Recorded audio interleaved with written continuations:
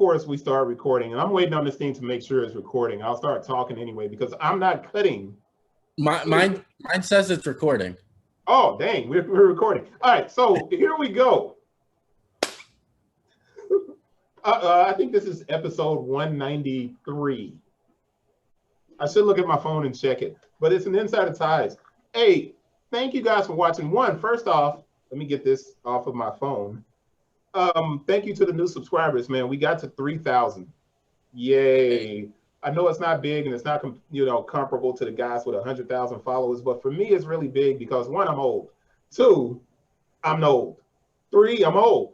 And it's really difficult to be an older sneaker person or a sneaker culture person and have the same reach to a younger audience.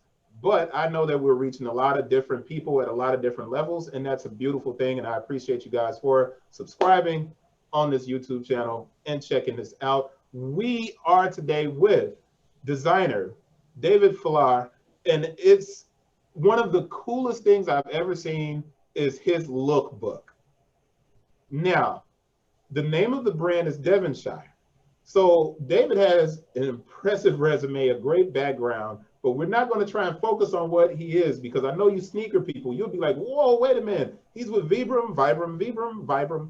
He's with these guys and he works for that company and that's what this is not about where he works in his day job. This is about his passion project, which is, if you guys remember on this channel, I love to go through the process of telling you how to go from being a sneakerhead, a sneaker person to a boss.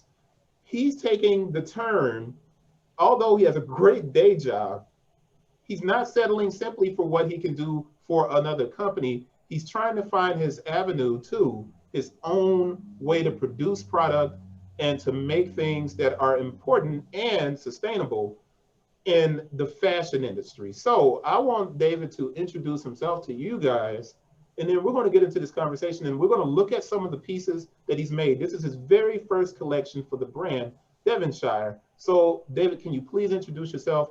Tell everybody where they can find you, follow you, all of that good stuff, and interesting other things that you also have going on. Chris, you're the best. Thanks for having me. I really appreciate this. As he said, I do work for Vibram or Vibram, however you say it, depending on what part of the globe you're from. We design, develop, manufacture outsoles around the world, working with tremendous brands. So I get to manage the design and development group here in the US. In the meantime, really sparked out of quarantine through COVID-19, I set on a mission to, hey, there we go, to develop a cut and sewn perfect V-neck for myself. That was like my main goal. I was like, I'm looking around this apartment and I'm like, man, I have way too much stuff, right? I have too many clothes, this and that. And I'm like, I bet I could make a V-neck. And so I set out to make myself the perfect article of clothing. Now that perfect black V-neck is actually right here. So this is the Devonshire black V-neck. It took about 9 tries to get a perfect V-neck to my body. And then after that, it just grew. The collection grew into 12 articles of clothing, one of which I'm wearing. This is the suede tee. Super nice. It's a heavy set. You can see the reflection, the shadows, the highlights. It kind of glimmers a little bit. And I set out to make myself a perfect t-shirt. And through that process, I decided to kind of think about, if I never have to purchase another article of clothing from a mass industrialized supplier and I'm just making my own clothing, that kind of concept is really sustainable within itself. And it kind of brings you back to like an older time, 1700s, 1800s, where people were making their own clothes or, their own sweatshirts, blankets, things like that. And then I started digging deeper and I'm like, okay, well, you look at a normal t-shirt and how many different pieces there are. All of the articles of clothing are 5 components or less. So like this tee is your line. Yeah, front, back, 5 components. And 5 components. All right, real quick, and because you raised a point, and I think this is something that a lot of people that will watch this video, the people that will stay with us the whole time, they'll watch this video and they may not catch something that you said, and it's really important. The sustainability idea. It took you 9 times to make this perfect t-shirt, the perfect t-shirt for you. It took Yep. you 9 times to make this t-shirt. Now, the process of creating that shirt, the reason you did it was because you looked at fast fashion. You looked in your closet, you looked at fast fashion, and you recognized that we are consuming way too much. Way too much. So a lot of if a company like H&M makes 3 million t-shirts and they don't sell, they end up in a landfill. And it's bad for the environment. I have kids, and later on in their lives, we're not here anymore. They're going to have to deal with all of this waste. So there's something that Ryan Babinzai said once that I remember forever. He's the guy that founded Greats brand. He said, I'm not trying to sell you more shoes. I'm trying to sell you a better shoe once. If you decide to buy something else, then that's cool. But you're going to buy better quality, and it'll reduce the amount of stuff that we're producing as companies. Yep. And that helps. So basically, you're not walking into this saying, I'm going to design this and I'm going to sell 3 million t-shirts. You're saying, hey, I'm a designer. This is your first collection, right? Yep. Never done this before. Never done this. So wait a minute. So you said it. All right. When did you start working on this thing? This the first go at a V-neck was back in June, I want to say. During quarantine. Yeah, during quarantine. So this is your quarantine project. One of many. So yeah, I mean, many. It started basically like that, and it starts with a pattern, right? It's very similar to even footwear design, right? You have to start with a pattern. Yeah. You give it a few goes at a flat pattern. You cut out the sizes, the shapes, and then you sew them together. And I really have had very little sewing experience before that. I rent a maker space now to make these articles of clothing. What does that mean? A maker space? What does that mean? So I rent out this studio that has sewing machines. They have like a wood shop, a metal shop, all these different components. In Worcester, Massachusetts. Okay. I'm making sure. So the people that are watching, if they're like makerspace and they don't know where it is or what's going on, and those are located in every city. So basically, it's like a co-work for fashion. I mean, pretty any type of making. I mean, basically what I did was I Googled the pros and cons of buying my own sewing machine or like looking at people who like rent out equipment or things like that. And I found this space where I was able to just create. They had the big cutting mats, they had the scissors, they had this, they had that. It was all there available at a low cost. So I was like, you know what, I'm gonna utilize that versus buying it all myself. It was open during the quarantine time, or they had. No, they closed for a couple months. So I mean, I wasn't making t-shirts. I mean, I started in June. They shut down middle or beginning of June or something like that. Mm-hmm. And then I wasn't able to pick up until like beginning of August, I think it was. So, okay. I mean, really, I made 12 articles of clothing probably in 2 months. Really? Yeah. I mean, it was a fairly quick turnaround. I mean, I say I started back then, but it was you had to do the planning for it. So you did the planning for it, but when you went into I'm going to call it co-work space. Yeah, it started with a sketch. I mean, I still drew out the pieces how I imagined them, and then got to cutting and sewing. That's pretty impressive. The one thing that a lot of people, everybody wants to start a company. However, they are not. I like the fact that you're raising these points. I'm jumping all over the place because you also have a podcast.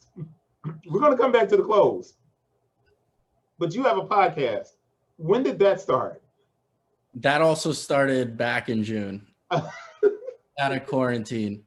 I started a lot of, to me, the main takeaway of quarantine was it allowed, I called it like a reflection period. I was able to look around at what I wanted to accomplish, what I wanted to do. I'm trapped inside this 650 square foot apartment. And I'm like, what do I really want out of life? What's going to make me happy? So I just started focusing all of my energy on things that make me happy. My job makes me happy. But then what do I do after that? I'm not going to sit and watch Netflix. I want to make things. Yeah. I want to have conversations with other creatives and have them tell their story on my platform. What's the name of the podcast? The podcast is called An Untold Narrative. It's on Spotify. It's on YouTube. You can watch the conversations. I've had photographers who have been on set with Kim and Kanye West. I've had videographers for Gary Vee. I've had footwear designers. I've had art curators. I've hosted all these people to tell their story because nobody else is going to give them a shot. And so I believe that you need to take advantage of the time you're given on this planet and just do as many things as possible. And this clothing line is just one of many. The painting behind me is also something that I've done. I saw that on Twitter. And that's hand painted. Yeah, I painted it with my finger. With the finger. You got to aim the camera up again. At least for the sneaker crowd, they need to see that. I have a friend, Adam Port, who's also an artist, but he's a photorealist. Adam Bananas. Yeah. At the same time, I love the work that you do as well. But you obviously, your work is more centered on you do things for yourself. And that's, the funny thing is, and I'm pretty sure you get to this on your podcast, if you're doing things that you love, the love of the journey comes through in the creation of the product. And then you don't have to work to really try and sell someone. They can see. Chris, it's all about the product.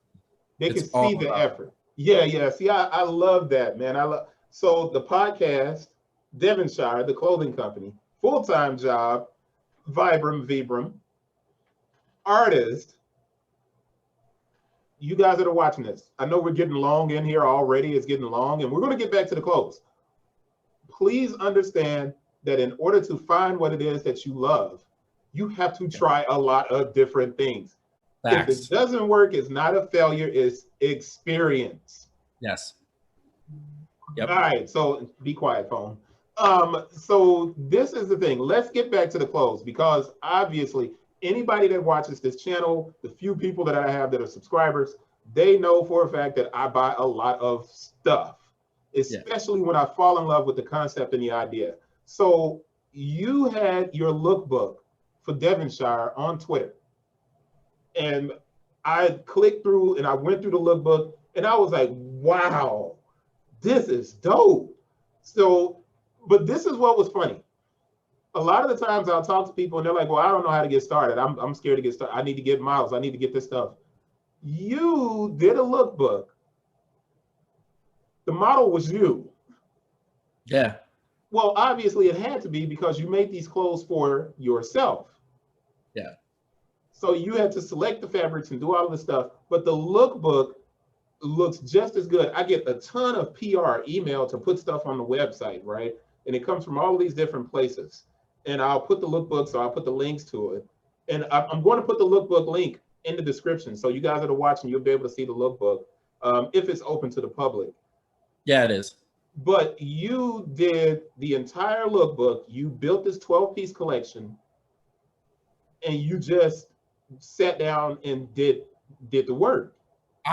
Yeah, it was one of those things that I was like, it seemed like every step of progression that I made, it was like another article of clothing. Then I'm like, ooh, what if I did a long sleeve? Ooh, what if I did an overshirt? Ooh, what if I did a kimono? And it just grew. And then I was like, what if I create a lookbook? And I'm like, is that really that far-fetched? I probably can create one. I know what they look like. And so it was really, they were like questions in my brain, but it was more of like, I'm just going to do it versus thinking about doing it. I love the cut on that shirt, man. That shirt is made out of what again? The one you're wearing? It's a 90% suede and then 10% spandex. So it stretches a little bit. So it has stretch. Yeah. I love the cut on that shirt. Love that shirt because I love how angular it is at the shoulders. I need you to show me some of these clothes, because in the lookbook, I can see it. A lot of it was very asymmetrical in a sense. It was really flowing. So it was perfect for layering. And as the fall enters, they look just fantastic. And you had this rose-colored piece. They're all like fairly monochromatic. I mean, that's really my style. This is one of our overshirts. This is 100% linen. And it's very simple. It's 3/4 sleeve, because when I'm thinking about or designing, I really hate rolling up my sleeves on long sleeves. And I'm just like, if I'm making clothing for myself, I'm going to problem solve. And so I made basically a baseball 3/4 sleeve cut over a shirt that just can go over anything, and it's no issue. It's very simple. Again, you talk about the piece count. You have 1, 2, 3, 4, and 5. Done. So you basically have obviously 1, 2, 3, 4. Look at your shirt right now. You have the Oh, pocket. I got a ton of stitching. You got buttons. You got a collar. You got this. Yeah. You got. I mean, that's a lot. You got to think about like the amount of waste that comes with it. I mean, I'm gonna hold. You mentioned the kimono. The kimono actually came out of like scrap materials. So it's a two-tone. It's using this pink fabric that I use. Kimono is typically associated with Asian culture and the geisha. Or, well, you actually had samurais who wore kimonos as well. Oh, wow, you can actually put it over everything. I wish you could stand up and show me the cut of that as you stand. Any way to do that? You think you could? Yeah, let's back it up. Because in the book, I saw this piece. And I love that Devonshire logo on the side. I think that's fresh. Now, why would you put a logo there on the side of the shirt?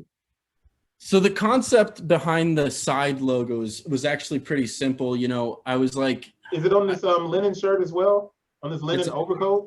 Linen shirt. It's our staple. It's on the side of this. Yeah. So that's going to be the staple moving forward, because, you know, again, it's very similar to everything that I've mentioned. Everything's thought about, right? I want to problem solve. You know, usually people put labels on the inside of the back of the shirt, especially if it's just a clean cut, simple, minimal shirt. And then nobody knows what brand that is. True. Or put it dead center. My thought process was, if we are outside on the sidewalk, walking down the street, you primarily stand on the right-hand side of the sidewalk. If the label is always on your left hip and you're walking, the majority of people are actually going to notice this white boxed label. Yeah. And most people are walking facing down, looking at their phones. I mean, we live in 2020. If you're looking down, it's already on my hip. The majority is your eye's going to catch that white box label.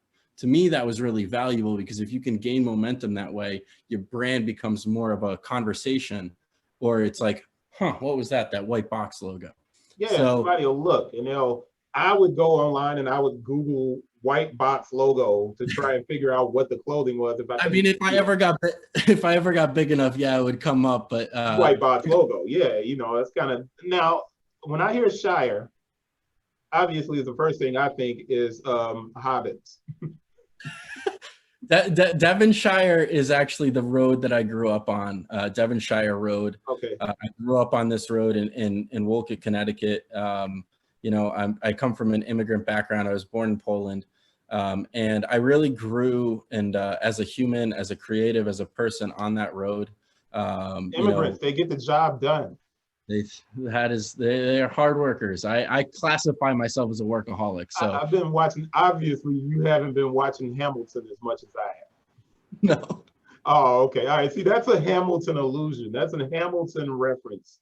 Okay. The whole play is built on the idea that Hamilton was an immigrant. Okay. And there's a song, and at the end of the song, they say, "Immigrants, we get the job done," and it's like, yeah. So anyway, that went way over my head. You need to go and watch Hamilton. How can you not watch Hamilton? Dude, come on. I think it was on Disney Plus, and I don't have it. Oh, it's on Disney. So if you don't have Disney, how do you watch the Mandalorian? You got to watch Disney. So we need to unfreeze you and get you caught up here. Hold up. There we go. All right, there we go. We're good. You should be back. Here we go. Good. All right, so, but you haven't seen Hamilton, so you didn't get the immigrants, we get the job done. Forget it. Let's move on. Devonshire is the street that you grew up on in Yukon, or Connecticut. I always say Yukon because of the team. And why not? Because Connecticut, few of the pieces. Obviously, I love that shirt, but there was a rose-colored shirt. And I'm doing way too much with my fingers, but that's the old basketball coaching. This is there it is. This is our double lane shirt right here. Again, you got That's the the logo on overhead. the It front. doesn't button. It does not button. It's sewn until the top. You get your head through there, and then it's sewn right down the center. Yeah. No, we'll digitize a little bit. Hopefully it'll adjust so we can see it. But that also has kind of that jersey stretch quality to it. Yeah, this But is like a very nice kind of like silky fabric. I think yeah, they called it a flaxstone poly blend, I believe is what the textile was called. yeah, And you know, the material selection of the entire collection, you know, I tried to really spend time to do and make beautiful, not only beautiful articles of clothing, but that use materials that are going to last a while. So yeah. again, even learning trial and error and running things through the washing machine and making sure they don't come apart. I mean, that's a real thing. That's a big deal, man, because you can buy things and you get it and it falls apart. And you're like, and it turns people off. But more importantly, it kind of kills the idea of sustainability in fashion if you get a product that's just not that well constructed. Now, Okay. do you have any other? What I'm always interested in, obviously, when it comes to fashion designers, a lot of the times we get stuff out of fashion designers, man, that it's not functional. You really can't wear it. And I'm thinking, obviously, shout out Pierre Moss and Kirby Jean Raymond for getting the job at Reebok. But that last fashion show, as dope as it was with the singing and stuff, I wouldn't wear hardly any of that stuff that was in that collection, except for possibly the Reebok stuff. The simplicity of your design, I think, crosses over demographics. Was that intentional? To me, it's a great question, but it's the line was really intended for me. So if other people like it, I'm just super thankful they like it. I mean, it's to me, it's you can't go wrong with minimalist and simple and clean and functional, right? And thought Yeah. out. If something has a story and it's well thought out, as I believe my clothing is, then I think it can resonate with more than one person. And True. I think that's really who I'm going after. A lot of this stuff, because it's so simple. I mean, who knows if it's unisex or not? Again, I haven't asked a woman to wear it. I haven't, myself to wear it today, but who knows what's going to happen tomorrow? Who knows, Yeah. if I could continue to cut and sew. I mean, it's a little bit more labor than your regular screen printer. But I think there's something beautiful about that. I agree 100%. And I think a lot of people, when they start a company, they make a decision to do streetwear. And they begin with a t-shirt. And what happens is that t-shirt design, if it is dope, people bootleg it. So now you're spending a lot of your time fighting bootlegger. Excuse me, I'm burping. I had tacos. All right, so you're fighting these bootleggers because you made a basic t-shirt.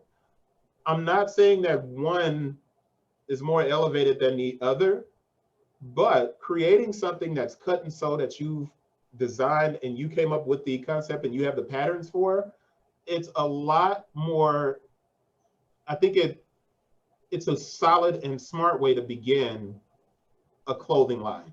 So obviously what you're making is not readily available. So everybody that you're looking at this, you can't go and buy it right now.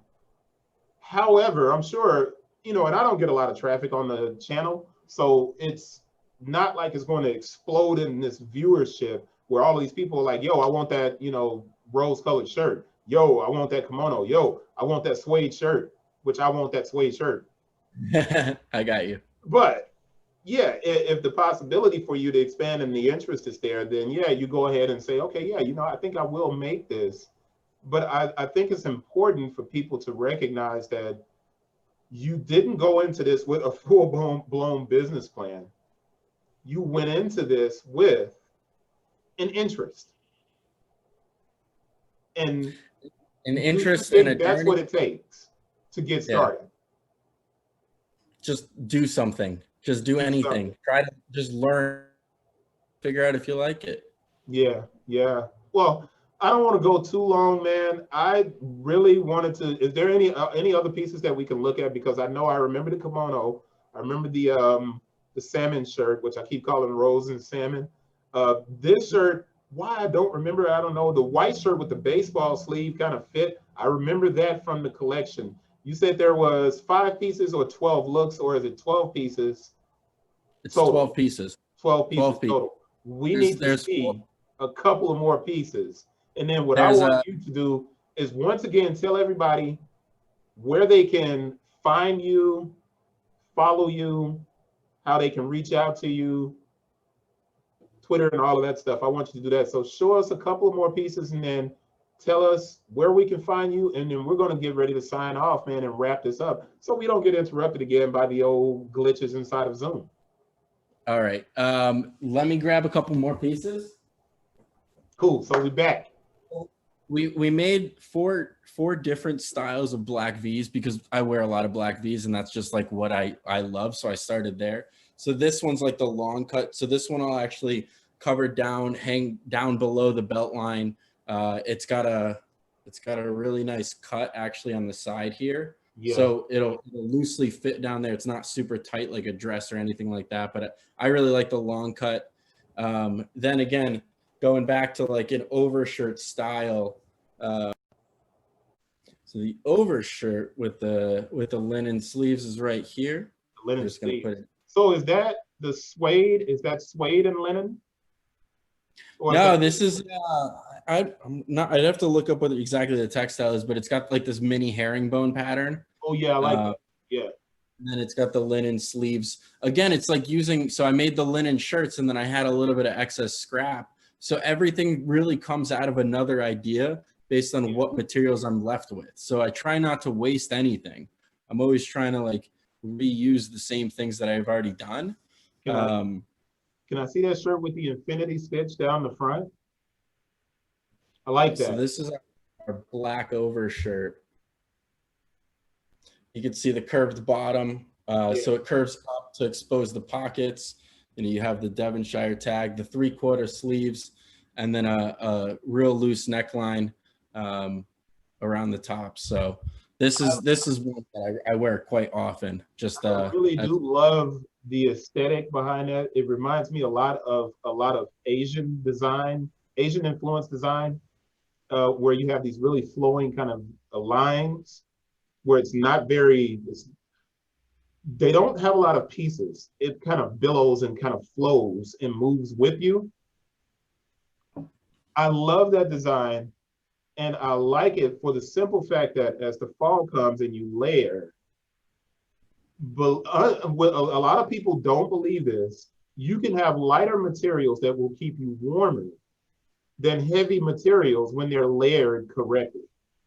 So you can get away with getting a series of shirts and overcoats and be just as warm in some instances as you would with a much heavier shirt. So I just love that aesthetic. So we're going to get ready to wrap it up because the Zoom is just glitching too much. But I really appreciate your time.